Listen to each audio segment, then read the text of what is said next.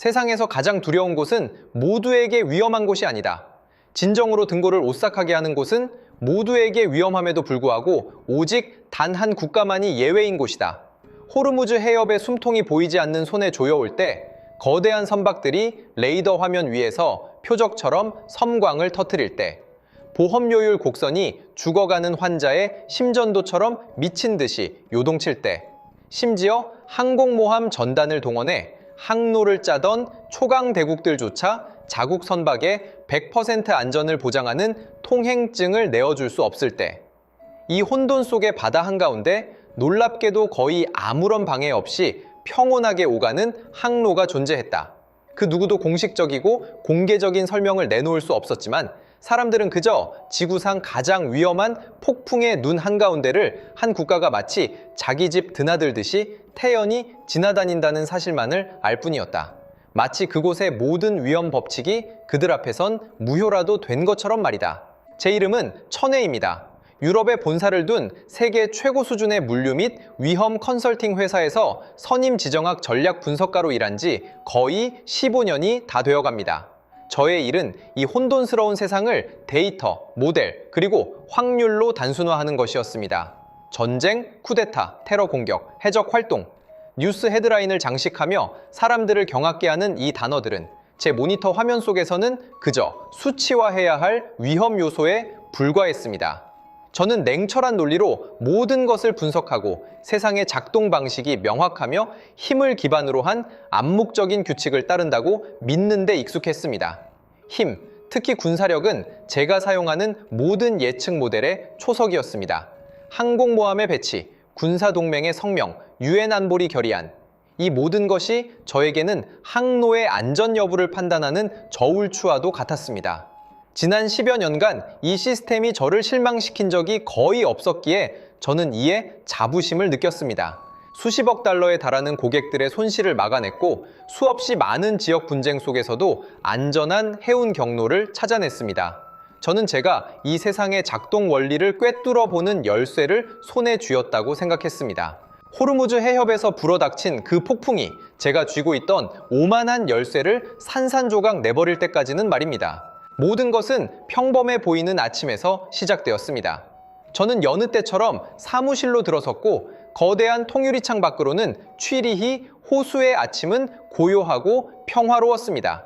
제가 곧 마주할 모니터 속 세상과는 너무나도 기이한 대조를 이루고 있었죠. 화면 속 호르무즈 해협의 실시간 해운 지도는 이미 눈을 찌르는 듯한 붉은색으로 물들어 있었습니다. 몇 시간 전 파나마 국적의 유조선 한 척이 이 해역에서 미상의 세력에 의해 공격받아 선체에 불이 붙었습니다. 일주일 새 벌써 세 번째였습니다. 처음에는 시장도 희망을 품고 이것이 단순한 고립된 사건이며 일부 급진적인 단체의 우발적인 행동일 뿐이라고 여겼습니다. 그러나 제 모델은 이것이 우연이 아님을 말해주고 있었습니다. 데이터는 공격의 빈도, 목표 선택의 정확성, 그리고 사건 후 각국이 깊은 침묵을 지킨다는 점까지 이 모든 것이 등골을 오싹하게 하는 하나의 결론을 가리키고 있었습니다. 이것은 단순한 괴롭힘이 아니라 전 세계 에너지 대동맥을 겨냥한 치밀하게 계획된 교살 행위였습니다. 호르무즈 해협, 이 이름은 저에게 더 이상 낯설지 않았습니다. 단순한 수로가 아니었죠. 전 세계의 경제 동맥이었습니다. 전 세계 석유 공급량의 거의 5분의 1이 이 좁은 수로를 통해 지나야 했습니다. 중동의 산유국과 에너지를 갈구하는 전 세계 산업 시스템을 연결하는 핏줄과도 같았습니다. 그곳이 봉쇄되거나 심지어 잠시라도 혼란이 발생한다면 전 세계적인 경제 지진을 초래하기에 충분했습니다. 그런데 지금 이 중요한 혈관이 보이지 않는 손에 의해 서서히 조여지고 있는 것이었습니다. 제 전화는 쉴 새 없이 울려대기 시작했습니다. 도쿄, 뉴욕, 런던에서 걸려온 고객들의 목소리에는 초조함이 가득했습니다. 그들은 한결같이 같은 질문을 던졌습니다. 이제 어떻게 해야 합니까? 우리 배들은 여전히 지나갈 수 있습니까? 저는 복잡한 차트와 실시간으로 갱신되는 데이터를 응시하며 침착하고 전문적인 답변을 내놓으려 애썼습니다. 하지만 제가 자랑스러워하던 모델이 처음으로 오작동하기 시작했음을 깨달았습니다. 과거에는 이와 유사한 위기가 발생할 때마다 늘 명확한 균형추가 등장하곤 했습니다. 대개는 미국이었습니다. 그들의 저 함대는 바레인에 주둔하며 호르무즈 해협과 지척에 있었죠. 그들의 항모 전투단은 전 세계 항로의 자유를 유지하는 가장 강력한 보증이었습니다.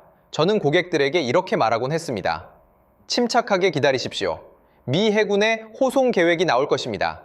위험 할증료는 일시적으로 상승하겠지만 항로 자체가 끊기지는 않을 겁니다. 이것이 지난 수십 년간의 역사적 경험을 통해 얻은 표준적인 답변이었죠. 그러나 이번에는 상황이 완전히 달랐습니다. 전화 회의실에서는 전례 없는 공포가 확산되는 것을 느낄 수 있었습니다.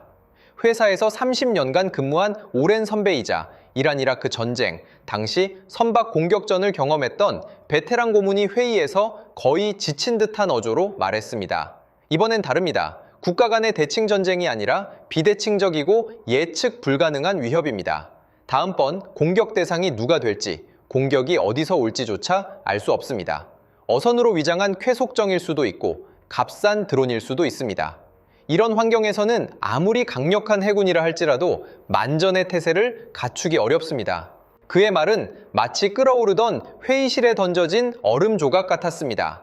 순식간에 모두를 침묵시키고 그 자리를 더 깊은 차원의 한기가 대신했습니다. 우리가 마주한 것은 더 이상 군사력 비교로 승패를 가늠할 수 있는 전장이 아니었습니다. 불확실성으로 가득 찬 진흙탕과도 같았죠. 현대 문명의 작동을 지탱하는 거대한 기계인 전 세계 에너지 운송 시스템은 모두의 눈앞에서 그 취약한 본질을 처음으로 드러냈습니다.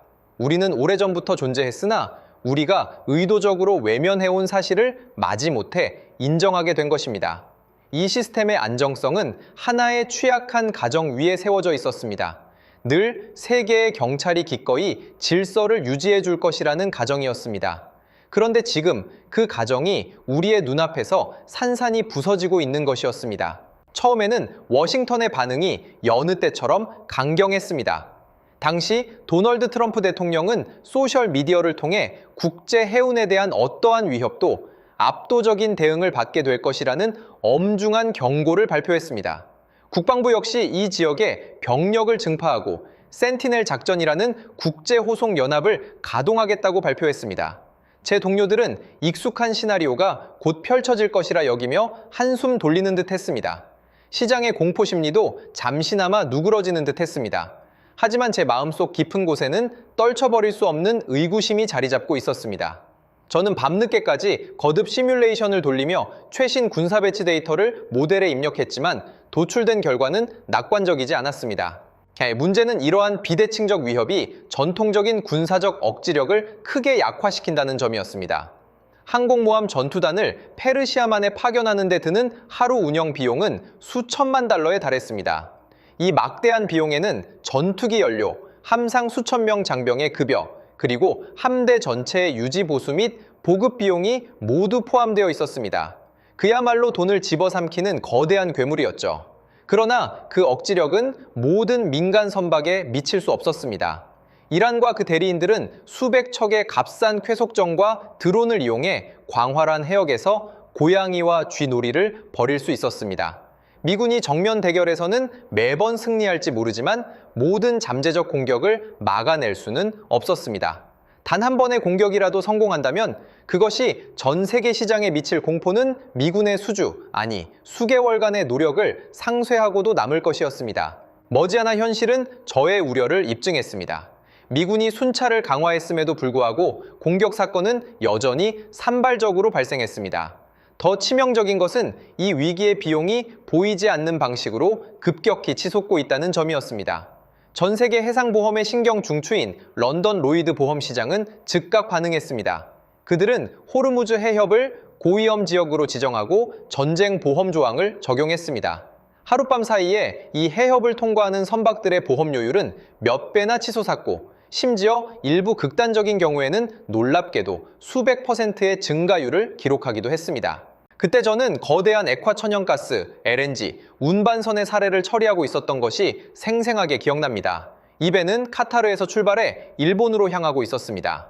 고작 며칠에 불과한 호르무즈 해협 항해에 선주는 수백만 달러에 달하는 전쟁 보험료를 추가로 지불해야 했습니다. 이 돈은 그들의 이번 항해 이익의 거의 절반에 해당하는 금액이었습니다. 저와 수년간 함께 일해 온 한 그리스 선주가 전화로 저에게 고래고래 소리쳤습니다. 이건 강도질이나 다름없어요. 저는 에너지를 운반하는 것이지 금을 운반하는 게 아닙니다. 미국은 우리를 보호해 주겠다고 하지 않았습니까? 그들의 보호는 도대체 어디 있단 말입니까? 저는 할 말이 없었습니다. 그저 그의 분노를 묵묵히 들을 수밖에 없었죠. 그가 말하는 것이 곧 현실이었기 때문입니다. 미국은 막대한 군사자원을 쏟아부으며 매일 천문학적인 돈을 탕진하고 있었지만 그들이 제공하는 안전은 시장이 신뢰할 만한 안정으로 전환되지 못했습니다. 그들은 보험사들이 요율을 낮추게 할 수도 없었고 선주들을 안심시킬 수도 없었습니다. 이것은 전례 없는 권력의 무력화였습니다. 군사적 강대함이 곧바로 상황에 대한 통제력으로 이어지지 않았던 것입니다. 마치 완전 무장한 거인이 발밑을 윙윙거리는 모기떼에게 속수무책인 것과 같았습니다. 그는 감히 자신에게 앉으려는 모기 한 마리쯤은 주먹 한 방으로 때려잡을 수 있었겠지만 물린 곳의 성가심과 그로 인해 찾아오는 짜증과 불안감까지 막을 수는 없었습니다. 유럽의 동맹국들 역시 난처한 상황에 처했습니다. 그들은 한편으로는 워싱턴의 강경책을 온전히 따르기 꺼려했으며 새로운 중동 전쟁에 휘말릴까 우려했습니다.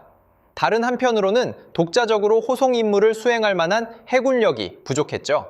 결국 그들은 미국의 센티넬 작전과 병행하는 유럽 해상 인식이라는 이름의 이니셔티브를 내놓았습니다. 이러한 분열과 우유부단함은 서방 세계 전체의 억지력을 더욱 약화시켰습니다.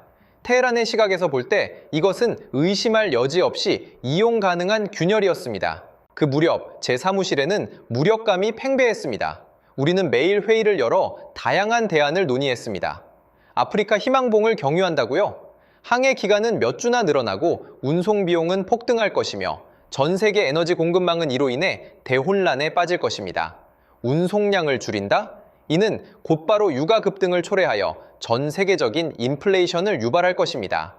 어떤 대안도 파멸적인 결과로 이어질 뿐이었습니다.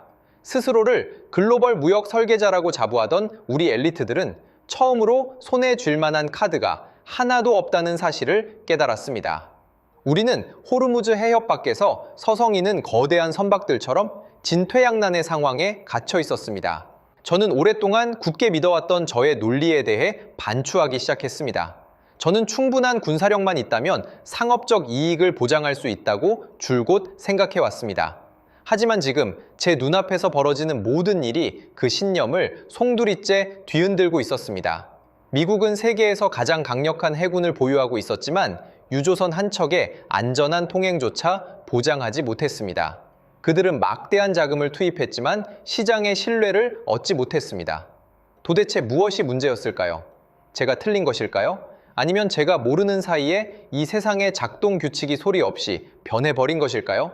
이러한 자기회의는 마치 만성 독약처럼 저의 전문적 자신감을 서서히 침식해 들어왔습니다. 저는 제가 생각했던 것만큼 이 세상을 잘 알지 못했을지도 모른다는 느낌을 처음으로 받았습니다. 서방 세계 전체가 이처럼 초조함과 무력감의 늪에 빠져 있을 때 작지만 지극히 이례적인 신호 하나가 제 데이터 모니터링 시스템에 나타나기 시작했습니다. 처음에는 데이터 오류라고 생각했습니다. 화면 가득 고위험과 지연을 나타내는 붉은색과 노란색 한군 신호들 사이에서 믿기 어려울 만큼 안정적인 몇 가닥의 가느다란 녹색 항로가 존재했습니다. 그것들은 마치 거친 물살 속에서 홀로 정지한 나뭇가지처럼 이질적으로 느껴졌습니다. 저는 조수에게 데이터 출처를 거듭 확인하도록 지시했지만 결과는 늘 같았습니다. 이 녹색 항로들은 예외 없이 모두 한국 국기를 단 선박 또는 한국 기업이 운영하는 선박들을 가리키고 있었습니다. 이럴 리가 없어. 저는 모니터를 응시하며 중얼거렸습니다. 왜 하필 한국 배들이지? 저의 첫 반응은 우연이라는 것이었습니다. 아마도 한국 선박의 수가 상대적으로 적어서 우연히 공격 목표가 되지 않았을 것이라고, 통계학적으로는 충분히 가능한 일이었으니까요. 저는 이 현상을 일단 무작위성으로 분류하고 제 보고서에 눈에 띄지 않는 각주를 달아두었습니다. 그러나 시간이 흐를수록 이러한 우연은 점점 더 설명하기 어려운 현상이 되어갔습니다. 노르웨이 유조선이 공격받고 일본 유조선이 폭파되고 심지어 영국 군함이 이란 혁명수비대에 납포되어 전 세계를 경악게 하는 상황에서도 한국 선단은 유조선이든 컨테이너선이든 심지어 LNG선이든 상관없이 여전히 호르무즈 해협을 아무런 방해 없이 유유히 통과하고 있었습니다. 그들의 항해 시간은 눈에 띄게 늘어나지 않았고 보험 할증료 역시 시장 평균보다 훨씬 낮았습니다. 이것은 더 이상 우연이 아니었습니다. 거대하고 무시할 수 없는 현상이었죠. 제 사무실에는 수군거림이 번지기 시작했습니다. 동료들은 커피를 마시며 이 한국의 기적에 대해 논했습니다.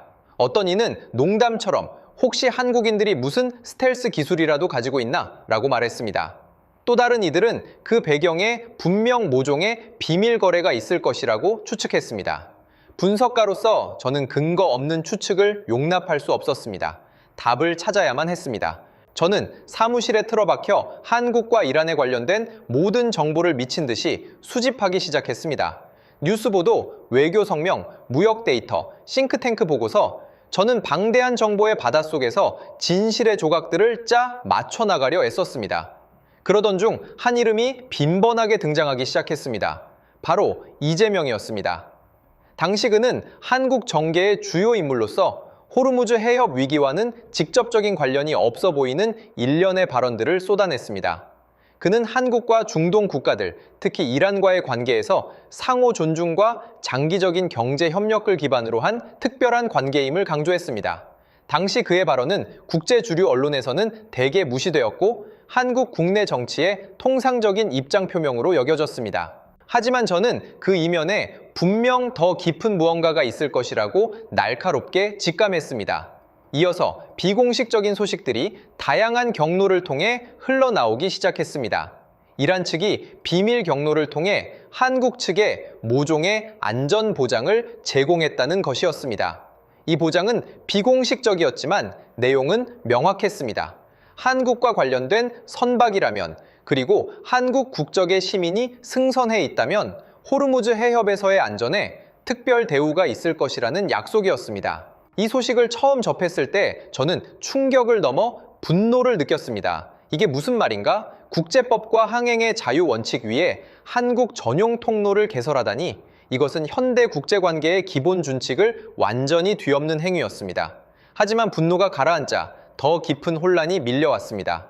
이란은 왜 이런 행동을 했을까? 전 세계를 분노케 할 위험을 감수하면서까지 이 위기를 조장한 목적은 미국을 필두로 한 서방 세계에 압력을 가하려는 것이 아니었던가? 그런데 왜 그들은 미국의 동맹국인 한국에 이토록 큰 뒷문을 열어준 것일까? 논리적으로 설명이 되지 않았습니다. 이란 방환영 언론이 발표한 성명서가 나오고 나서야 저는 사건 배후에 숨겨진 등골오싹한 정교한 계산을 엿볼 수 있었습니다. 그 성명서의 요지는 이란이 한국과의 미해결 문제, 주로 미국에 동결된 이란 자금접가 있음을 인정하지만 이러한 문제들은 형제 국가 간의 내부 갈등이라는 것이었습니다. 성명은 이란이 한국과의 장기적인 전략적 동반자 관계를 매우 중요하게 여기며 이란 영토 내외와 주변 지역에 있는 수천 명의 한국 시민과 기업 자산의 안전을 보호하겠다고 약속했습니다.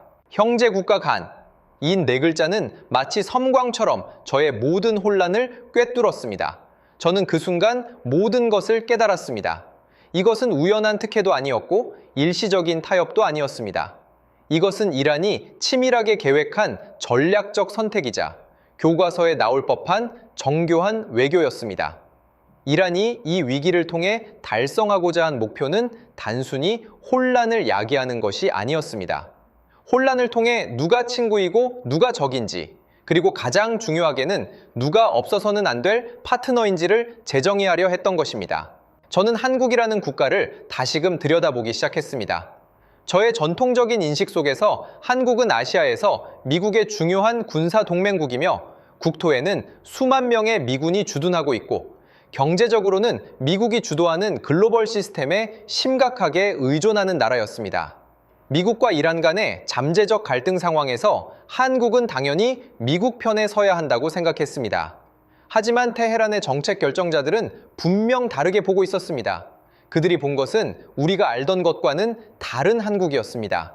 첫째, 한국은 지정학적으로 이란에 직접적인 군사적 위협을 가하지 않습니다. 미국의 동맹국임에도 불구하고 한국의 군사력은 주로 한반도에 집중되어 있으며 전 세계적 군사 투사 능력은 제한적입니다. 또한 중동 문제에 개입하려는 의지를 보인 적도 없습니다. 역사적으로나 현재 중동에서 복잡한 이해관계와 군사적 존재감을 가진 미국, 영국, 프랑스와 같은 국가들과 비교할 때 한국은 깨끗한 참여자였습니다.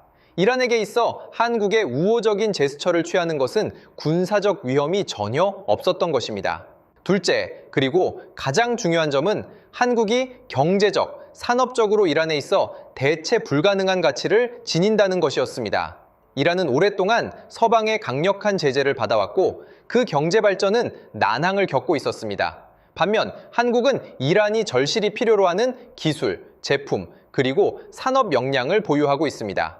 가전제품, 자동차 등 소비자에부터 석유화학, 조선, 사회기반 시설 건설 등 중공업 분야에 이르기까지 한국 기업의 제품과 기술은 서방 세계로부터 고립된 이란에게 몇 안 되는 신뢰할 수 있는 고품질의 선택지였습니다.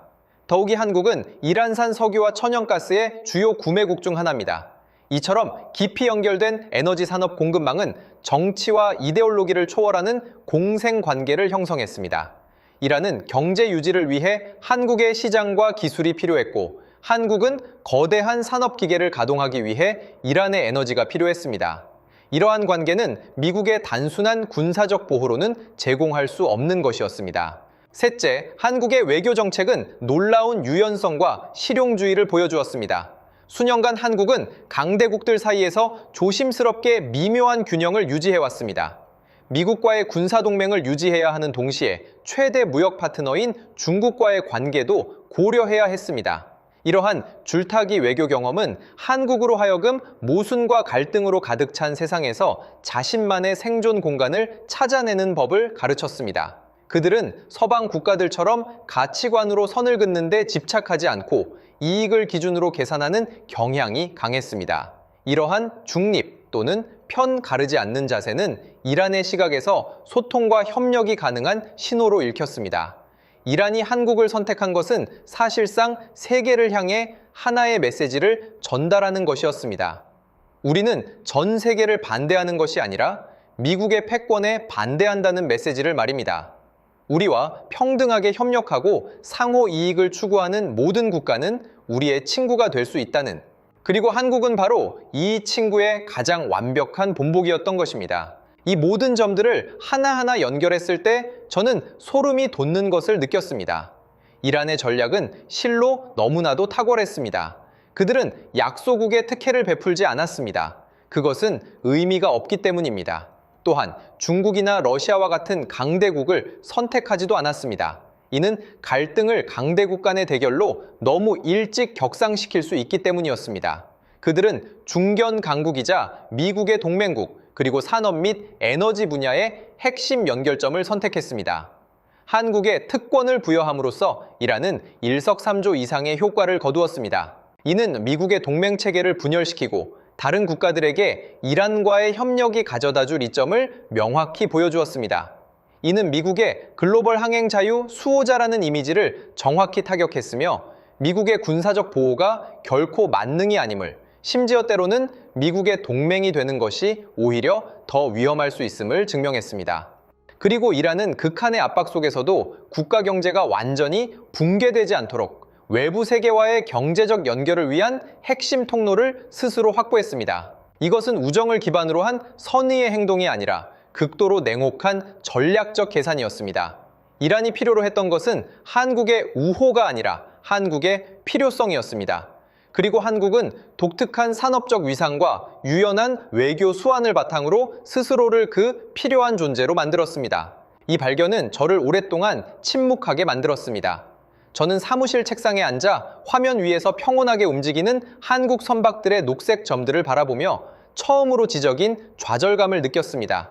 제가 과거에 배우고 신봉했던 경성 권력에 기반한 국제관계 이론들은 눈앞의 이 생생한 사례 앞에서 너무나도 초라하고 무력하게 보였습니다. 세상은 이런 방식으로도 돌아갈 수 있었던 것입니다. 이러한 인식 변화가 가져온 직접적인 결과는 전 세계 해운 지도 위에 조용하고 은밀한 권력 교체가 일어났다는 것입니다.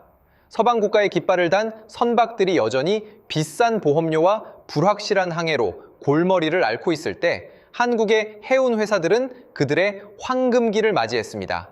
그들은 자국 선박의 안전한 통행뿐만 아니라 다른 국가 회사들의 환적 업무까지 수주하기 시작했습니다. 페르시아만으로 물품을 서둘러 운반하거나 반출해야 했던 일부 유럽 회사들은 우선 물품을 중간 항구로 운송한 후 가장 위험한 호르무즈 해협 구간은 한국 선박에 맡기는 방안을 시도하기 시작했습니다. 저는 우리 회사 내부에서도 한국 선박을 빌려 일부 고위험 운송 임무를 수행할 것인지에 대해 격렬한 논의가 있었던 것을 기억합니다. 상업적으로는 완전히 합리적인 결정이었고 고객에게는 막대한 비용과 시간을 절약해 줄 수 있었습니다. 그러나 감정적으로는 거의 굴욕에 가까운 일이었습니다. 100년 역사를 자랑하며 전 세계적 위험 관리 능력으로 명성이 높았던 우리 유럽 바회사가 고객의 화물을 아시아 국가의 회사에 맡겨 보호받아야 한다니 이는 우리 자신의 무능을 인정하는 것과 다름없었습니다. 회의에서는 논쟁이 유난히 치열했습니다. 일부 구태의연한 경영진은 단호히 반대하며 이것이 회사의 명성을 훼손하고 우리 유럽의 자존심을 배신하는 행위라고 주장했습니다. 그들은 목소리를 높여 외쳤습니다. 우리가 어떻게 고객에게 우리 배가 한국 배보다 안전하지 못하다고 인정할 수 있단 말입니까? 우리 뒤에는 나토가 있습니다. 하지만 저를 포함한 실용주의자들은 사업은 사업이고 명성만으로는 밥을 먹여주지 않는다고 생각했습니다. 저는 자리에서 일어나 프로젝터 화면에 비친 데이터를 가리키며 말했습니다. 신사숙녀 여러분, 현실을 직시해 주십시오. 이것은 더 이상 깃발과 자존심의 문제가 아니라 비용과 효율의 문제입니다. 선박 한 척이 희망봉을 우회하면 비용이 40% 증가하고 시간은 3주가 더 걸립니다. 하지만 한국의 운송 능력을 빌린다면 이러한 손실을 최소화할 수 있습니다. 고객은 우리가 어느 나라 선박을 사용하는지에 관심이 없습니다. 그들은 단지 자신들의 화물이 안전하게, 정시에, 합리적인 비용으로 도착할 수 있는지에만 관심이 있을 뿐입니다. 만약 우리가 고루한 방식만을 고수한다면 잃는 것은 명성만이 아니라 시장 전체가 될 것입니다. 저의 말은 회의실을 오랜 침묵에 잠기게 했습니다. 결국 냉혹한 재무 데이터 앞에서 이른바 자존심은 고개를 숙일 수밖에 없었습니다. 우리는 몇몇 한국 해운 회사들과 조심스럽게 접촉하며 협력 가능성을 모색하기 시작했습니다. 이 과정은 저 개인에게는 지극히 복잡한 경험이었습니다. 한편으로는 저의 이성적인 분석이 결국 채택되어 한 가닥 안도감을 느꼈지만 다른 한편으로는 그 협력 계약서들을 작성하면서 깊은 좌절감을 감출 수 없었습니다. 저의 업무는 마땅히 우리 자신의 자원과 지혜를 활용해 위험을 해소하는 것이었으나 지금 저는 안전을 외주화하는 방안을 위해 애쓰고 있었던 것입니다. 이러한 안정이 가져다주는 권력은 명백히 실제했습니다. 혼란이 일상이 된 환경에서 안정성을 제공할 수 있는 쪽이 자동으로 발언권을 쥐게 되는 것입니다. 한국은 군사적으로 결코 세계 최고 수준의 국가가 아님에도 불구하고 전 세계에서 가장 민감한 전략적 요충지인 호르무즈 해협에서 심지어 미 해군조차 제공할 수 없었던 질서의 권력을 얻었습니다. 그들은 총 한 발 쏘거나 군함 한 척 파견할 필요 없이 오직 전 세계 산업망에서 없어서는 안 될 위치와 실용적이고 유연한 외교 전략만으로 자신들을 위한 귀중한 안전 통행증을 쟁취한 것입니다. 다른 국가들의 경제가 에너지 운송 차질로 침체 위기에 직면했을 때 한국의 경제 엔진은 거의 영향을 받지 않았습니다. 그들의 공장은 안정적인 에너지 공급을 받을 수 있었고 그들의 제품은 전 세계 시장으로 순조롭게 운송될 수 있었습니다. 위기 속에서의 이러한 확실성 그 자체가 엄청난 경쟁 우위가 되는 것입니다. 이는 한국을 전 세계 투자자들의 눈에 더욱 신뢰할 수 있고 안전한 파트너로 만들었습니다. 저는 우리가 심오한 권력 이동을 목격하고 있음을 깨닫기 시작했습니다. 이러한 이동은 전통적인 의미에서 한 제국이 다른 제국을 대체하거나 한 해군이 다른 해군을 격파하는 방식이 아니었습니다. 오히려 더 미묘하고 근본적인 권력 형태의 변모였습니다. 권력은 더 이상 미사일, 항공모함, 핵탄두의 수만으로 정의되지 않았습니다. 고도로 상호 연결되고 산업망이 세계화된 시대에는 권력이 점점 더 당신이 특정 핵심 연결고리에서 대체 불가능한 존재인지 여부, 그리고 갈등 당사자들 사이에서 모두에게 없어서는 안 될 가치를 유지할 수 있는지 여부로 나타나고 있었습니다. 과거 우리는 권력이란 타인이 원치 않는 일을 하게 만드는 능력이라고 생각했습니다. 이는 강제를 기반으로 한 권력이었죠. 하지만 한국이 호르무즈 해협에서 보여준 것은 또 다른 종류의 권력이었습니다. 타인이 자발적으로 당신에게 편의를 제공하도록 만드는 능력. 이는 매력과 필요를 기반으로 한 권력이었습니다.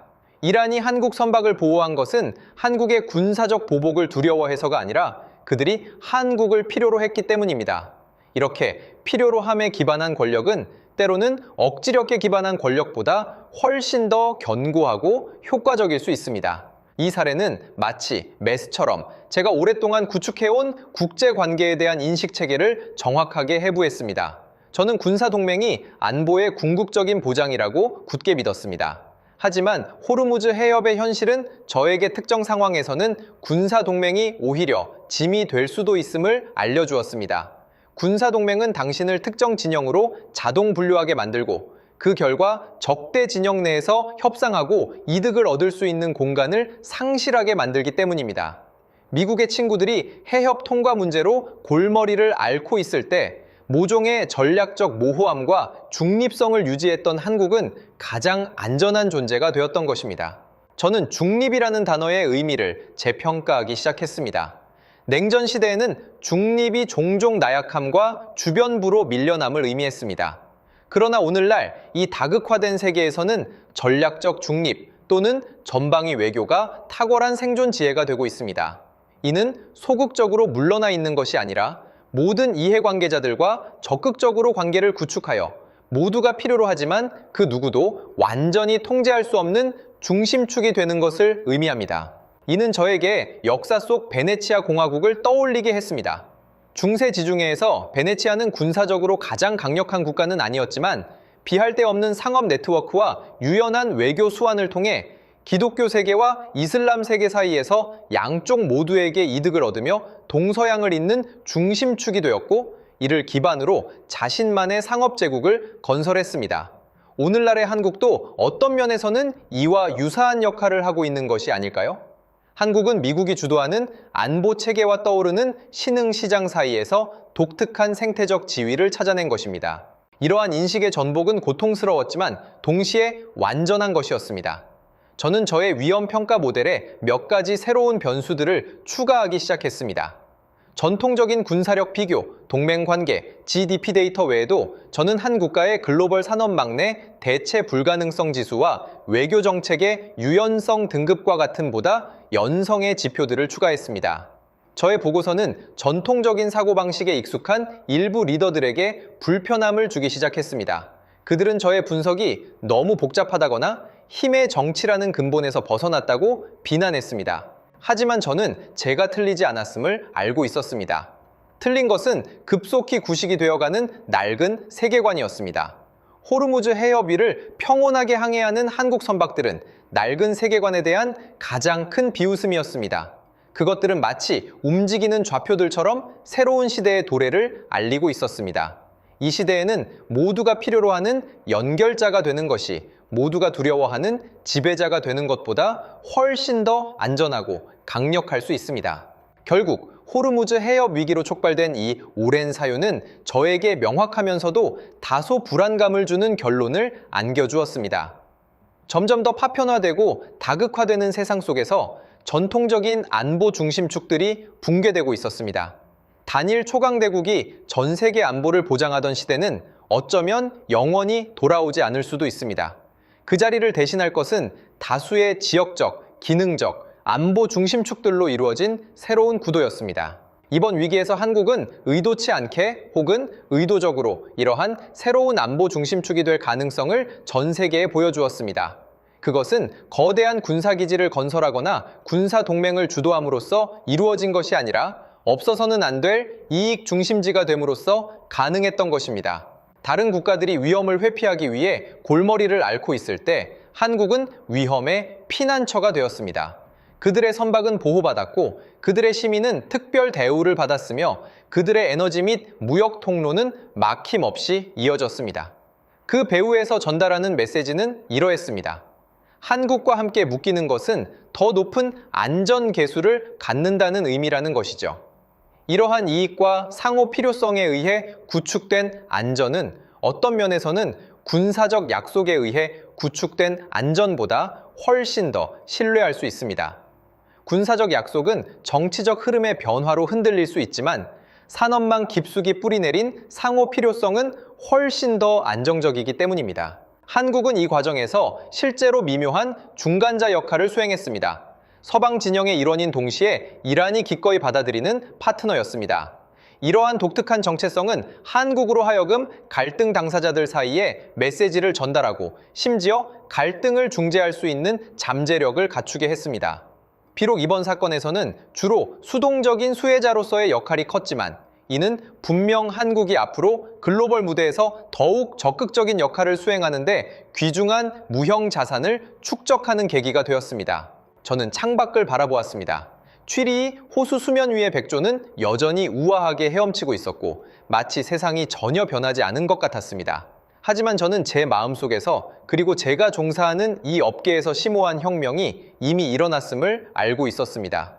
전 세계 무역 시스템의 작동을 지탱하던 기저, 논리가 다시 쓰여졌습니다. 낡은 지도로는 새로운 세상을 항해할 수 없게 된 것입니다. 저는 제가 분석하고 사유했던 모든 것을 수십 페이지에 달하는 내부 보고서로 정리했습니다. 제목은 호르무즈 해협의 교훈, 재편되는 시스템 속에서 안보 중심축의 이동이었습니다.